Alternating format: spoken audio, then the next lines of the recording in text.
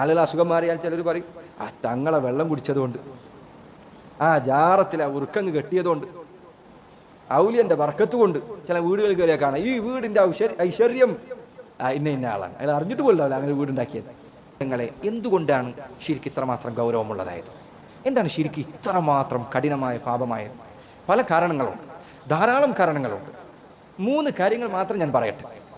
ഒന്നാമത്തെ കാര്യം, ശിർക്ക് എന്നത് നീ അള്ളാഹുവിനെ ആക്ഷേപിക്കലാണ്, അവനെ കുറവ് പറയലാണ്, അവനെ മോശം പറയലാണ്. കാരണം അള്ളാഹു സുബ്ഹാനഹു വ തആല അവനാണ് നിനക്ക് എല്ലാ നിഅമത്തുകളും ചെയ്തത്, അവനാണ് നിന്നെ സൃഷ്ടിച്ചത്, അവനാണ് നിനക്ക് റിസ്ക് നൽകിയത്, അവനാണ് നിനക്ക് എല്ലാ നിലക്കുമുള്ള നിഅമത്തുകൾ നൽകിയത്. വഇൻ തഉദ്ദു നിഅമതല്ലാഹ് ലാ തുഹ്സൂഹ. അള്ളാഹു നിങ്ങൾക്ക് ചെയ്തു തന്ന അനുഗ്രഹങ്ങൾ നിങ്ങൾ എണ്ണിക്കണക്കാക്കിയാൽ നിങ്ങൾക്കതിന് സാധിക്കില്ല. എന്നിട്ട് അവൻ അള്ളാഹു എല്ലാ അനുഗ്രഹങ്ങളും ചെയ്തതിന് ശേഷം അവന് ലഭിച്ച അനുഗ്രഹങ്ങൾ ഇതിൽ യാതൊരു പങ്കുമില്ലാത്ത സൃഷ്ടികളിലേക്ക് അവൻ ചേർത്തി പറയും. എത്ര ഗുരുതരമായ കാര്യമാണ്!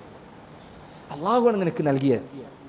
നീ അള്ളാഹുവിന് നന്ദി പറയേണ്ടതിനു പകരം നീ ഇത് ആരിലേക്ക് ചേർത്തി പറയും? അള്ളാഹു അല്ലാത്തവർ. നന്ദി പറയാന്നുള്ളത് നിന്റെ മേലുള്ള നിർബന്ധമായ കാര്യമാണ്. അള്ളാഹു നിനക്കൊരു നന്മ ചെയ്താൽ നന്ദി പറയാം, വാജിബാണ്. നന്ദി പറയേണ്ടതിന് പകരം നീ അള്ളാഹു അല്ലാത്തവരിലേക്കാണ് ഈ അനുഗ്രഹം ചേർത്തി പറയുന്നത്.